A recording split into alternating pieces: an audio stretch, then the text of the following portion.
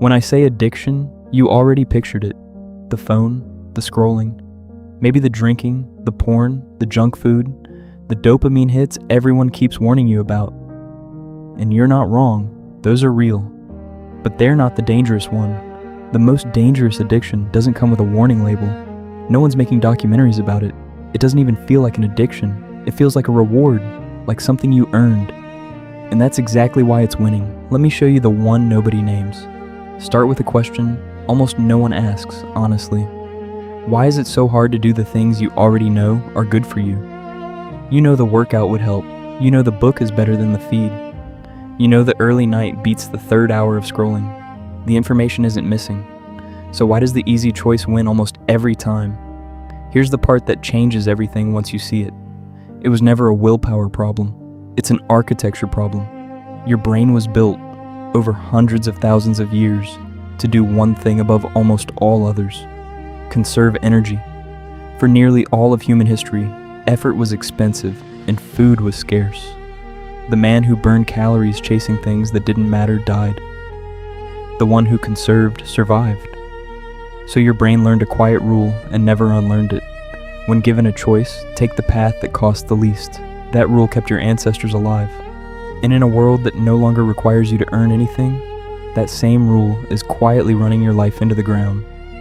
Viktor Frankl, who survived the camps and spent his life studying what keeps a person whole, wrote something that cuts straight to this. He said what a human being needs is not a state without tension, but the striving toward a goal worth the effort, not the absence of difficulty, the presence of a difficulty you chose. Take the tension away completely, and something in a person doesn't relax. It starts to rot. And here's the trap of the modern world. It has gotten extraordinarily good at removing tension. Every friction your ancestors had to push through, someone has engineered away. Bored, here's infinite content. Hungry, it's at your door in 20 minutes. Lonely, here's a screen that feels like connection. Each one feels like a gift. And each one quietly removes another reason for you to ever do something hard. This is the thing you'd never put on the list. The most dangerous addiction isn't to a substance. It's to comfort itself, to the absence of effort. And the reason it's so hard to see is that it doesn't look like decline. It looks like a good day. Now I have to correct something you were probably taught wrong, because the whole thing falls apart without it. You were told dopamine is the pleasure chemical, the hit you get when something feels good. That's not what it does. Dopamine isn't the chemical of reward, it's the chemical of motivation. It's what makes you want, pursue, move toward. And critically, it runs a calculation before you act. Is the likely reward worth the energy this will cost? When the easy option promises a fast hit for almost no effort, dopamine quietly votes for it every time. You don't feel that vote. You just feel yourself reaching for the phone instead of the work, and you call it laziness. It was never laziness. It was a rigged calculation you didn't know was happening. And comfort doesn't just win once, it teaches. Every time you take the easy path, the wiring that chooses it gets a little stronger. Neurons that fire together wire together. You are not just making a choice, you are training the machine that makes the next choice. Skip the workout once, nothing happens. But you didn't do nothing, you cast a vote for the version of you that skips. Do it enough times, and that version stops being a choice and becomes your character. This is the cruelest part. Comfort compounds. The same way small effort compounds into a remarkable life, small surrenders compound into a small one. And almost no one feels it happening, because no single day ever feels like the day it went wrong. I want to show you someone who lived on the other side of this, because the mechanism is easier to trust when you watch it in a real life. Theodore Roosevelt was born into money, in a comfortable Manhattan home, and he was a disaster of a child physically. Crippling asthma, so weak he sometimes couldn't sleep lying down for fear he'd stop breathing. Every comfort was available to him, and his body was wasting inside it. His father sat him down and told him plainly, "You have the mind, but you don't have the body, and without the body, the mind cannot go as far as it should. You have to make your body." And the boy chose, deliberately, the harder road, not because suffering is noble, because he understood in some early way that the comfort he was sinking into was going to cost him the life he wanted. He built himself through relentless, chosen effort. Boxing, hiking, riding, physical work he didn't need to do. But the moment that proves the whole point came later. On a single day, February 14th, 1884, his wife and his mother died within hours of each other in the same house.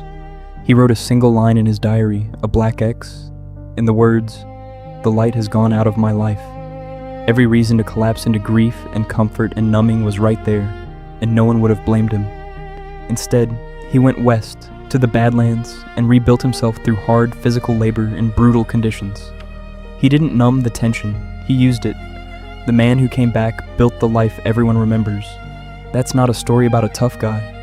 It's a demonstration of the mechanism. He kept choosing the path that cost more, and his brain kept wiring towards strength instead of surrender. Comfort was always available, he just refused to let it train him. I'll be honest about where I learned this, because I didn't get it from a book first.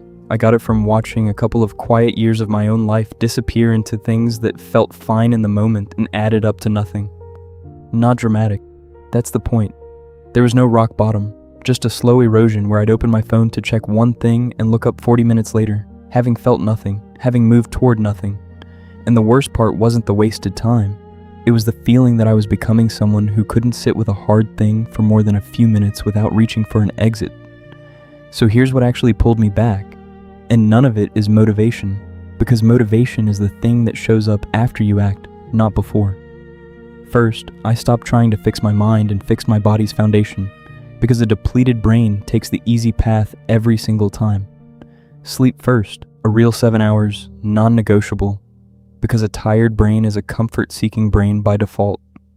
Then a 15 to 20 minute walk every day, no phone, just walking. It sounds too small to matter. It's the most underrated free medicine there is. It lowers the baseline noise so effort stops feeling like an emergency.